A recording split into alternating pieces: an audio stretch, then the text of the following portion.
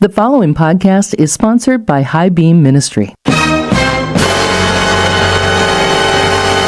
Bible mentions the word Israel alone approximately 2,500 times. Almost every page of the Old Testament is speaking, in one way or another, about the nation of Israel. Indeed, the land of Israel is of undeniable centrality to the context of the Gospels and the teachings found in the New Testament. Without recognizing Israel as the ancient homeland of the Jewish people, Christianity would look very different. This is the Truth Barista, your link to how God defines our day. Welcome to the Erzatz Coffee Shop. This is Jay, your Truth Barista, and I'm serving up a steamy cup of God's truth for the average Joe. You can catch me and this podcast on my websites, truthbarista.com, all one word, truthbarista.com, and highbeamministry.com. That's HIGHBEAM ministry.com, as in car high beam. We're shining the light of God's truth on the road ahead. Well, Truth Barista, I just got back from all the stuff that I delivered to Big Brain University. So, you know what? What? They've got a demonstration going on over there. I mean, there's all these signs that I don't quite understand. But when do they not have a demonstration going over there? No, I hear you, but I'm telling you that there's signs talking about Zionism, and they're blaming these Zionists for everything. And I'm thinking to myself, boy, I hate to be a Zionist because I'm getting blamed for everything. Well, based on our discussions in the past, you are part of World War Z. Did you know that? No, I didn't. World War Z. Yeah, it's a battle between the Zionists and the rest of the world. And you know something? Based on our discussions, you are a Zionist. In fact, I know by what you've said, you are a Christian Zionist. Does that surprise you? Well, once I understand what a Zionist is, I'm definitely a Christian, but now we're tagging Zionist. You know, on the end of that, maybe we should talk about what a Zionist is. Okay, in its plain sense, they're using it in a pejorative way. They're really talking down people, but in its plain sense, a Zionist is simply, or let me put it this way, Zionism is a Jewish movement. It's a nationalist movement. The whole goal of it is the creation of the state of Israel and the support of Israel as a national state. And part of Zionism is promoting Jewish immigration from the nations of the world to Israel. Now, that doesn't sound so bad, does it? Well, you wouldn't think it would, no. But it does to people that don't like the state of Israel, who don't like the Jewish people. So to them, Zionism has become the bad word. It's like you've heard of the F-bomb, and okay, this is the Z-bomb to them. They drop this one on people when they want to smear them, right?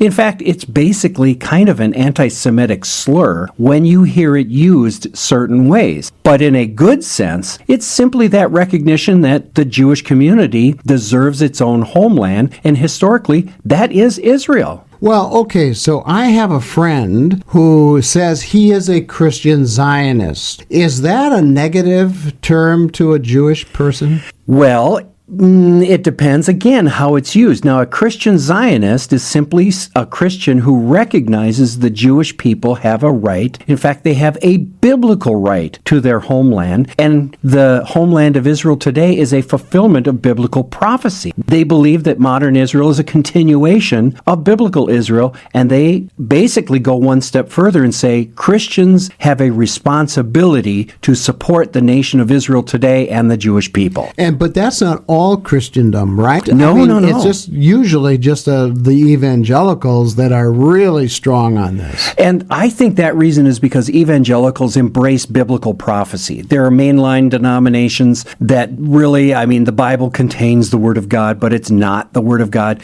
So prophecies, okay, they can either be fantasies or they're things that have already been fulfilled, such as prophecies regarding Jesus' birth, but that's the extent of it. And the rest of it is just a prophet's imagination. To evangelicals, we take those prophecies very seriously, and there are numerous prophecies where God says to Israel, I may have scattered you among the nations, but for the sake of my name, I'm going to bring you back, I'm going to put you back in that homeland. Why? Because there are other prophecies that said when the Messiah comes, he has to reign from Jerusalem in a nation of Israel, and Israel will become the leader of the nations. We have not seen that prophecy come to pass. And so Christian Zionists say, aha, we have a nation, and the people are coming back to the nation. That's 1948. They've got the city, Jerusalem, 1967. What are they waiting for? They're waiting for their king. Does this sound familiar to you in any way? Kind of prophetic, perhaps? Well, sure, it does. Okay, so that's really the main propulsion behind Christian Zionists, and Christian Zionists take on that mantle of wanting to support what God is doing through the Jewish people and to the nation of Israel. But you see, we got a real problem, and that problem is Jewish memories and guilt. You know what I mean by that? Well, memories. In other words, what has happened to them in the past. Right. A friend of mine once said the Jewish memory is 3,500 years long. Wow. And this person was actually referring to every Jew knows the Jewish history. They know Passover because they celebrate it. That's 3,500 years ago that they were in bondage and God released them and brought them to their land. Every time there's a wedding, they stomp on the glass. You remember seeing a lot of movies do that? Sure. They break the glass in commemoration or remembrance of the temple being destroyed and a wish for it to be rebuilt again. And then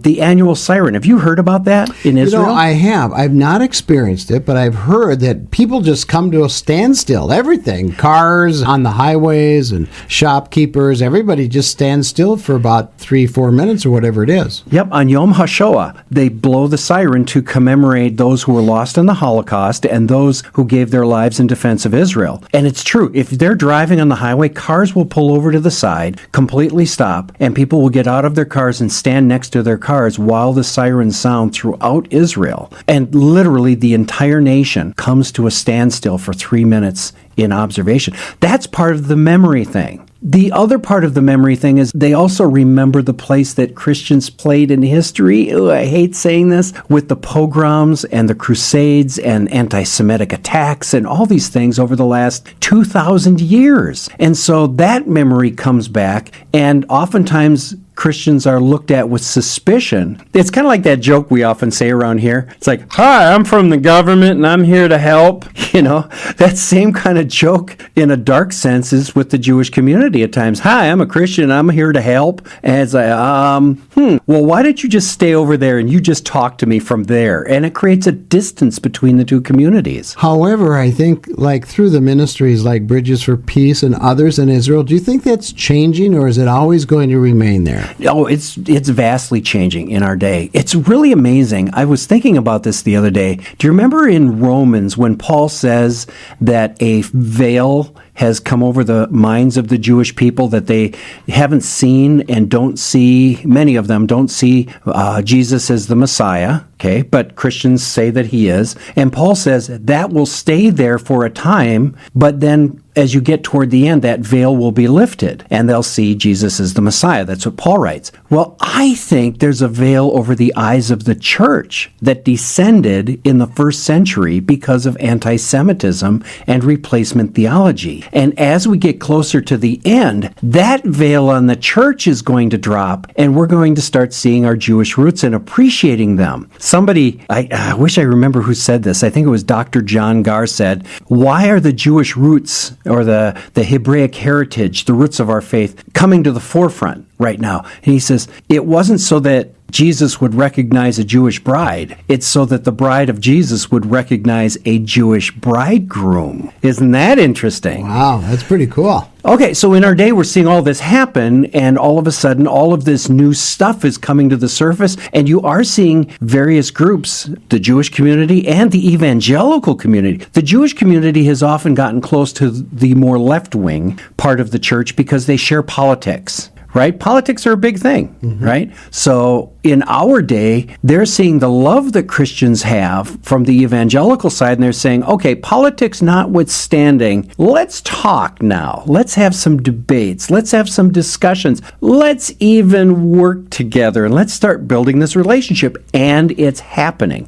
And it's groups like Bridges for Peace and the International Christian Embassy in Jerusalem and others that are really doing a great job bringing the two sides together. Okay, so that means all that sounds pretty good, and I'm glad to hear it. You know, I'm glad to see that we're closing the gap of our differences. But where does this wave of Zionism come from? Let's begin at the beginning. Okay, let me just hit some high points quickly as I understand them. Okay, and by the way, some of this stuff you'll find in Bridges for Peace's book, that book I gave you, Israel and the Church, God's Roadmap? Oh, yeah, that is a great book. Super. I got it from bridgesforpeace.com, and I know the people over here in the next booth who are listening to us can get it at bridgesforpeace.com. It's called Israel and the Church, God's Roadmap. And in their section where they're talking about the history of Zionism, it actually began to take root more, some of its early seeds, about the time of the Gutenberg press. Now, why do you think that would be so important? Well, does it tie into the printing press, or? Yeah, the Gutenberg press is the onset of the printing press. Right. They were able to produce the Bible and get it into the hands of the common folk. So now the common folk Christians are reading God's word for what it says, and they're saying, wait a minute, it says here in the Bible that Jews need to go back to their land and that God's going to do it. And in fact, there are some scriptures that say from Isaiah, they will take your children and carry them on their shoulders, these Gentiles, and bring them back home, and they will help bring people home. In fact, there are some groups that looked at that Bible prophecy about God saying, I'll bring you home on eagle's wings, and eagle's wings has brought people home via jets to make immigration to Israel. I mean, it's really phenomenal what's going on. So the printing press was a big thing. One of the earliest guys is Francis Kett. He advocated that the Jews need to return to their land, and they burned him at the stake in 1589. Wasn't that lovely? Wow. You didn't know this, but there was a Brazilian emperor named Dom Pedro II. He spoke fluent Hebrew. He visited Israel, and he raised global awareness of the Jewish people's plight and their return. He was in the second half of the 1800s. Is that incredible? Yeah. You would never have thought. And then about the time, this is where it really starts picking up speed. In the late 1800s, have you heard the name Theodor Herzl? Oh, yeah. He was one of the originators of Zionism. Right. He was looking at it from a political sense, saying the Jewish people need a safe homeland because of this issue called the Dreyfus Affair in France. We need a safe homeland, and historically that's been the land of Israel. At that time, it was referred to as Palestine, but there was no nation of Palestine. And he said, that's the place. Well, a guy named Reverend William Heckler came alongside and said, by the way, Theodore, you do realize that this is in the Bible and what you're doing is actually biblical prophecy. And because of Heckler's connections with European leaders, he actually got an audience for Theodor Herzl with a lot of these leaders. And as a result of that, the movement began rolling forward, and you go moving into the 1900s. At about the time of the late 1800s, Herzl's time, Jews started moving back to Israel. Why? The pogroms in Russia, the rising tide of anti-Semitism in Europe, which, as we see, culminated in the Holocaust. There were actually successive waves of aliyah, or immigration, to Israel starting in the 1800s, going into the 1900s. Now remember, the Ottoman Empire, which is Muslim, ruled by Turkey, and no, it wasn't a nation founded on furniture. The Ottoman Empire... You don't have to groan so loudly there. Their empire started falling apart. And in the early 1900s, the British were fighting against the Ottoman Empire during World War I. And there was a guy named George Allenby. And George Allenby wanted to take Jerusalem. Well, the Muslims had it. The Ottoman Turks had it. And they flew a plane overhead and dropped pamphlets that said, surrender the city, Allenby. Well, according to Arabic, Allenby looks like Allah Bey, which means Allah's words, that kind of a thing, paraphrased. And so they said, oh, we've never seen that before, which is an airplane. Allah's sending us a message. So they literally handed Jerusalem over to George Allenby and the Brits without a shot. It's an amazing thing. This is a God thing. It definitely is a God thing. You know what else I think is a God thing? What? That we stop for just a moment and go get some more coffee because, I mean, this history lesson is just fascinating. You know, sometimes I think I've heard everything. And then I came across the High Beam Ministry website. I was blown away. I had no idea how much I could learn about God, the Bible, and life issues from the weekly Truth Barista podcast and Frothy Thoughts blog. Yep, there it was. Riveting discussions, incredible Bible studies, and even a few really dumb jokes. And now I don't want to miss one podcast or one blog post drop. So I hit the subscribe button on the webpage. Now when I get a weekly email notice of a new podcast or blog post, I grab a cup of joe and settle down for some scintillating insights. Why don't you do the same?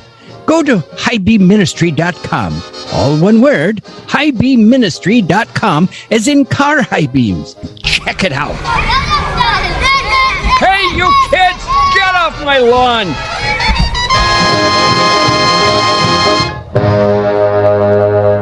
Okay, so we're talking about Jerusalem, we're talking about Zionism. And now we're up in our history lesson to May 14th, 1948. Right. There were successive waves of Jews coming to Israel. There was Arab fighting against them, Arab terrorism against them. So there's this back and forth struggle. And finally, the nations of the world parceled out of, so to speak, this section of Israel saying the Jews can have this land here and we will recognize it as the nation of Israel. And it was reborn May 14th, 1948. Okay, a lot of evangelical Christians at that time saw this is prophecy. Not only is it prophecy, it killed replacement theology, and it was a great way for Christians now to begin to support Jews in a very practical way. One of the ways that in our history that we've supported the Jewish people is that Pope Paul VI renounced the claim that Jews were responsible for Jesus' death. This came in a papal bull in 1965 called In Our Time.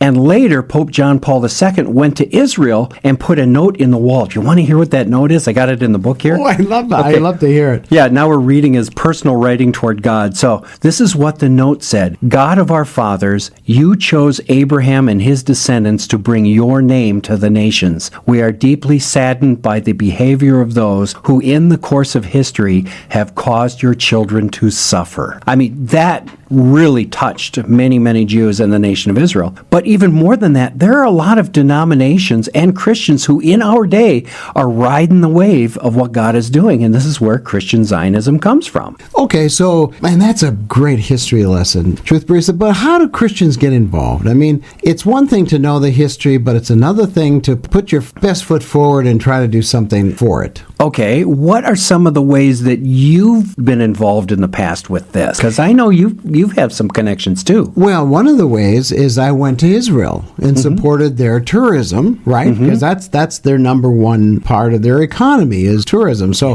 when people say, well, I don't want to go to Israel because it's too dangerous. Well, it's not dangerous, first of all. And secondly, you can go and learn a lot more about Israel by being there on the ground. Right, and I've been to Jerusalem 5 times. I've gone to Israel 5 times. I walk through Jerusalem. I feel safer in Jerusalem than I do in many parts of my own city that I live in. I agree. It's remarkable. But the other thing, too, is when you go to Israel, suddenly the Bible goes from being a 2-dimensional book to a 3-dimensional pop-up book. Because I'll be reading through it, and it'll say something like, Saul and Jonathan died on Mount Gilboa, and I'm going, I saw Mount Gilboa, where that happened. You take the ride on the Jesus boat, as they call them on the Galilee, and I always laugh because I'm going, hey, Jesus walked here. Hey. I know, pretty sad, huh? Okay. Well, the other way that I think that we can help is try to support some of the humanitarian ministries that are operating in Israel. Because I think we think that Israel is a rich nation, right? I mean, it's got Western Jews coming, and there's a tremendous amount of wealth being generated by Israel's technology. And their brain power is amazing. I think you said in one of your discussions that poverty is at 25%. That's a huge Isn't that a percentage. dichotomy? Yeah. It's a very wealthy nation in some parts, and yet there's 25% poverty there. So Christians have recognized this, and there's not a lot that Christians can do other than financial, but that's not bad because, as you said, there are ministries on the ground there that are helping channel Christian financial support to the needs that are on the ground. And, of course, one of the sponsors of the Year's Ads Coffee Shop, the Truth Barista here, is Bridges for Peace. They were founded by a man named G. Douglas Young, a minister and a teacher,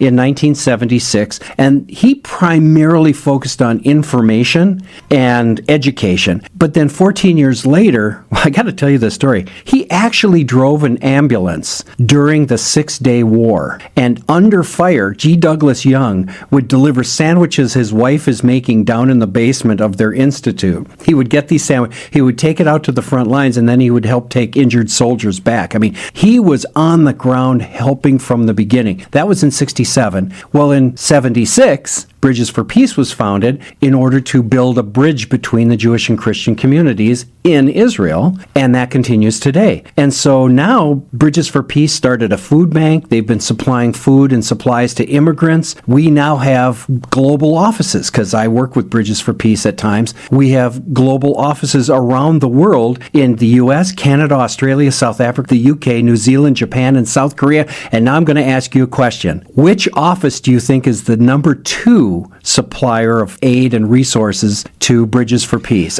The U.S. is number 1. What's number 2? I was going to say it's probably South Africa, but I'm probably wrong. You're right, because it's Japan. And that sounds kind of surprising, but the Japanese Christians have really embraced Israel and have become huge supporters of Israel. So you have these Japanese Christian Zionists. How do you like that? Okay, so out of all of this, you also have a group called the International Christian Embassy in Jerusalem. And in 1980, the Arab nations launched a boycott against nations that would support Israel. So the International Christian Embassy in Jerusalem said, we need to show our support for the Jews in Israel. And they organized the annual Jerusalem March to affirm Jerusalem as the eternal capital of the Jewish people. They hold it at Tabernacles. You know, the Feast of Tabernacles, one of the scriptures associated with it is Zechariah. And in Zechariah 14:16, it says, all of the nations will go up to Jerusalem year after year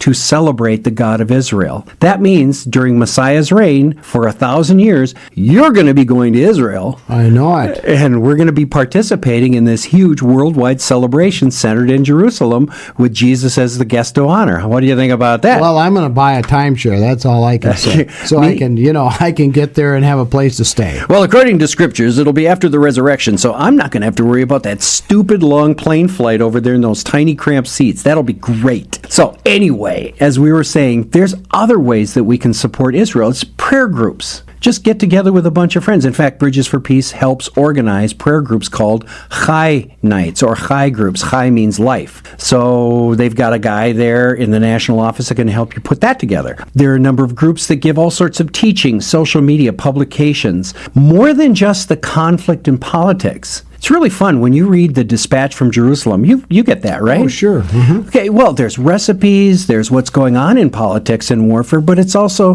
what's going on the street, what's happening in architecture and science and medicine and the arts. I mean, all sorts of wonderful things. What I think is one of the really cool things that have happened recently is not too long ago, the Knesset recognized how important Christians are in their support to Israel. They formed the Knesset Christian Allies Caucus. And what it is, a group of Christian leaders who get together with the Knesset and they listen to the Christians listen to the Knesset, and then they work together to figure out how to get increasing Christian involvement in Israel and helping the Jewish community. And the Christians talk to the Knesset and say, how can we be involved and how can we learn and support you better? This is a tremendous bridge that has happened between the Christian community and Israel. I mean, that's just come about in the last few years, right? As far as I know, it's been about 10, 12 years now. Wow. Yeah, but it's a relatively recent development. I mean, it just gives me goosebumps thinking about it. But really, the practical deeds,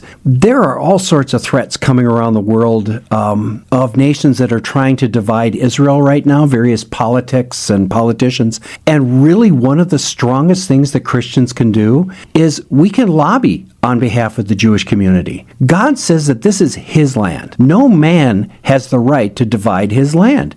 And yet, what we're seeing in our day, and I'm sure it's fueled by anti-Semitism and anti-Zionism, which is anti-Semitism, but they're trying to divide up Israel's land into the two-state solution. They're trying to divide Jerusalem into East Jerusalem and Jerusalem, trying to give the Palestinians a home. And Christians are effectively standing up and making the case that that ought not be so, and to express support for Israel. And it's having a big impact around the world. Well, it's about time we stand up for something and not allow our elder brother, as I like to say, the elder brother Israel, to go it alone. And I hope it makes a difference in their mindset. Well, it certainly does. I've heard through the grapevine, if you want to say that, and through the various information pieces from Bridges for Peace that, yeah, there are many, many Jews that are recognizing that Christians are coming alongside them. You know, one of the funniest things things is that with this increased Christian emphasis to help the Jewish community, it's actually kind of puzzled many Jewish people going, okay, this is our memory of 3,500 years ago, but all of a sudden you're coming alongside of us and saying, we're here to help. And so they're kind of saying, okay, from a distance, let's just kind of go through this slowly here. But over the last number of decades, let's say 50, 60, 70 years, all of a sudden the Jewish community is bringing their hands back and they're saying, come a little closer, come a little closer. Thank you. We appreciate this. But they're still like, what is happening in the Christian community? This is not like it's been over the last 2,000 years. And again, I think it's God unveiling both sides Correct. to bring them together. Correct. And I think that is a major sign of where we're at in the prophetic timeline. You know, I was talking to a couple of folks the other day that were in here, and they were talking about why is this so important to support Israel. And I said, it's just common sense. Look at the Bible. They're all Jewish writers. I mean, Yes. There isn't a Gentile among them. And then there's this Jesus who is also Jewish. I mean, everything I know is Jewish. So, you know, is Christianity Jewish? Yeah, it really is. I always laugh at anti-Semitic Christians because, like, you do realize you're going to be serving a Jewish king, right? Right. You know? Okay, but speaking of the needs thing, and I'm glad you brought that up, there were 500,000 Jews, roughly, in 1948. You have a guess at the figure today, what the population of Israel is? Oh, it's in the millions, I know. It topped 9 million this year. Wow. Yeah, so in a sense, think of this. Of the 6 million that were lost in the Holocaust, in a short period of time, God has made up that number and then some. But with that 9 million Jews coming to Israel through birth and through immigration, that's put a huge strain on them. So, again, the practical helps from Bridges for Peace, the International Christian Embassy, Ebenezer Operation, and others, again, help channel that support to Israel. So, for example, what Bridges for Peace does, they have their Aliyah campaign. They work with Ebenezer Operation to locate Jews, get their documents, get the funds to travel, and then get them established. Once they're in Israel, Bridges for Peace helps them learn Hebrew, adapt their work skills, give them kitchen sets, blankets, school kits, and then on the BFP adoption program, we can get together with Adopt an Immigrant. Or you can even, as a congregation, my church has done this, adopt a town. Our congregation gave the basic thousands of dollars to adopt a town, Ariel, for 2 years. And through that, what it does is it pays for the supplies for the town where it's needed among the poor, and it helps to deliver that product to the town. And when we go there, we can actually meet the mayor and the people of the city that we're helping. It's Isn't that really great? a cool experience. That is a great experience. So the question really comes down to in our day is, why are Christians supporting Israel? Well, it's our legacy, amazing, Larry. I mean, is. you said it. We grew out of Judaism. We need to grow with Judaism, our brothers and sisters. We're watching prophecy fulfilled before our eyes. Yeah. What? You were going to say something? Well, I was just going to say, I want to be blessed because Genesis 12:3 talks about it. You bless my people, you'll be blessed. You curse my people, you'll be cursed. I want to be on the side of the blessing. So what you're saying is you don't want to be cursed, is right? Dasha right. But even better, we want to be blessed. That's good. It's also scriptural commands. We are commanded to pray for Jerusalem. We're commanded to bless the Lord by blessing his people. And here's the biggest thing. God says to Ezekiel, through Ezekiel to Israel, Israel, you're supposed to be in the land, but it's because of your sin that I exiled you to Babylon and to the nations. But you know something? All the nations know that you're supposed to be in the land, so as long as you're not in the land, my name is being smeared among the nations. So for the sake of my name, I will bring you home. And so really, Christians supporting Israel and helping Jews return to Israel and helping the Jewish community around the world actually sanctifies God's name. It exalts his name. It glorifies him. It lifts him up. And that's really the most important thing, is glorifying God. What is Christian Zionism? It's basically Christians saying Jews still have a part of God's plan. Some people think ministry is only centered in the church. The problem is that Jesus told us to go into the whole world with his message. That means he wants us to go to work in fields all over the earth and cultivate the soil in people's hearts to receive the gospel. Ministry may begin in the church, but it ends in a field sowing seed. Thanks for joining us.